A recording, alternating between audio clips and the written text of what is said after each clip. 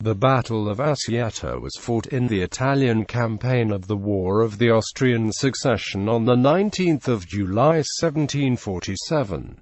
It resulted in a defeat for France against the army of the Kingdom of Sardinia. Background: in the late phase of the War of the Austrian Succession, France had decided to eliminate the Savoy-Piedmontese army, considered dangerous due to its strong strategic position. King Louis XV had already tried to penetrate into Piedmont, besieging Cuneo and fighting at Madonna dell'Olmo and Bassignana. A French army comprising 150 infantry regiments, 75 cavalry squadrons and 2 artillery brigades, under the command of Marshal Charles-Louis Auguste, Duke of Belle-Isle, and Marquis de la Mina. The two commanders had different views on the lead of the campaign. Belle-Isle favored a direct menace to Turin by crossing the Alps, while his Spanish colleague preferred to send troops to relieve the Austro-Piedmontese siege of Genoa. Belle-Isle's ideas prevailed and the French troops occupied Antibes as well as the county of Nice.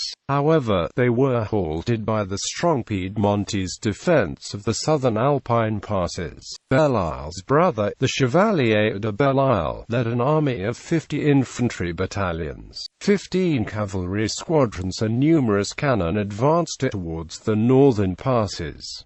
The army was divided into 2 corps. One descended from the Moncenisio towards Aix, while the other advanced towards Fenestrelle from the Assietta Pass. The latter is a bare plateau at more than 2,500 meters of altitude. Although he outnumbered the French in the area 50,000 to 25,000, Charles Emmanuel III of Savoy was forced to defend all the passes into his country, while the French could concentrate the force and attack one place.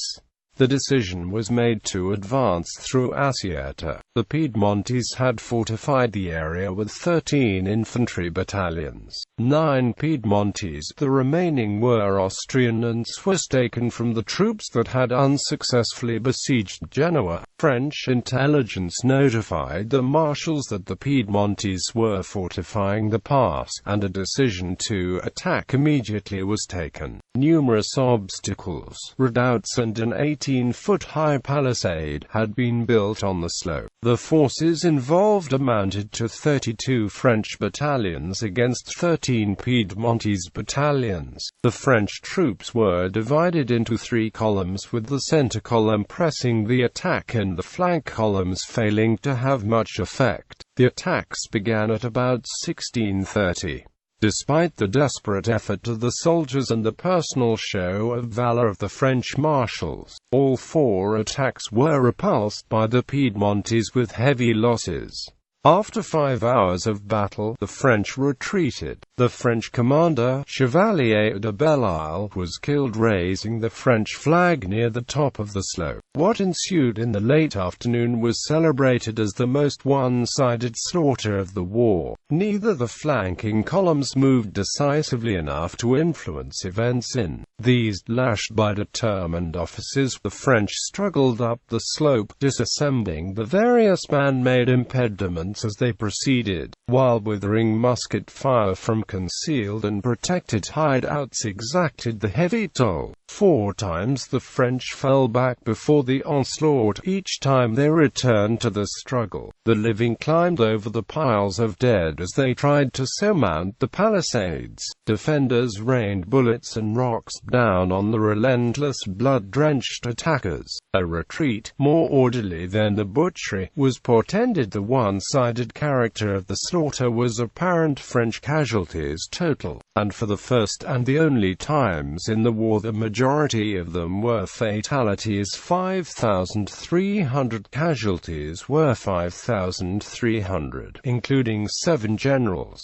for the French, while only 299 Piedmontese were killed and wounded.